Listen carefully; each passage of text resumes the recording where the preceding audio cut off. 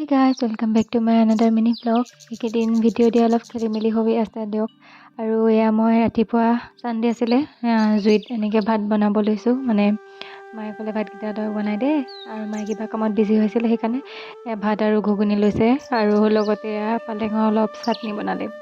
ভাত পানী খাই কৰি দেউতা আৰু মই এইফালে টাউনলৈ গ'লোঁ, অলপ বস্তু এটা কিনিবলগীয়া আছিলে। তাৰ পৰা আহি পেলাই আমি যাব ওলালোঁ কামপুৰ মানে জেঠাইহঁতৰ ঘৰলৈ যাব ওলাইছিলোঁ। জেঠাই চকুৰ অপাৰেশ্যন কৰা হৈছিলে, তাৰ কাৰণে দুদিনমান আমাৰ ঘৰত আছিলে। তেখেতক মানে থ'বলৈ গৈছিলোঁ আমি গোটেইজাকে মিলি কৰি। তাৰপিছতে ইয়াৰ ৰাস্তা দি গৈ আছোঁ, এইফালে আমি চুগাৰ মিল আছিলে, সেই ৰাস্তাটো দি আমি আহিলোঁ। আৰু আহি এনেকৈ জেঠাইহঁতৰ ঘৰ পালোঁহি। আৰু জেঠাইহঁতৰ ঘৰৰ পৰা ইয়াৰ আগত আছে কপিলী নদীখন। আগতে কপিলী নদীত এনেকৈ ঘাট আছিলে তললৈ নামি যাব পৰা। বানপানী অহাৰ পৰা মানে একদম ঘাট চাটবিলাক একো নাইকিয়া হৈ গ'ল, চব পূৰা গৰা নিচিনা হৈ গ'ল। আৰু এইটো হ'ল জেঠাইহঁতৰ ঘৰ।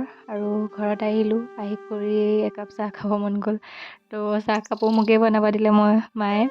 আৰু এয়া চাহত আদা অকণমান দিছোঁ, তাৰপিছত আৰু চেনি চাহপাত দি এনেকৈ বনাই দিলোঁ চাহকাপ। আৰু এয়া উতলি আমাৰ চাহ হৈ গ'ল। আৰু পিছদিনা যাব ওলাইছোঁ ডিউটি। আৰু ৰাতিপুৱা ইমান ঠাণ্ডা নহয়, কুঁৱলী চাওকচোন ইমান কুঁৱলী পৰি আছে, একদম সৰু সুৰা শ্বিলং টাইপৰে হৈ আছে, ইমান কুঁৱলী। তেন্তে ভিডিঅ'টো ইমানেই আছিলে আজিলৈ, বাই।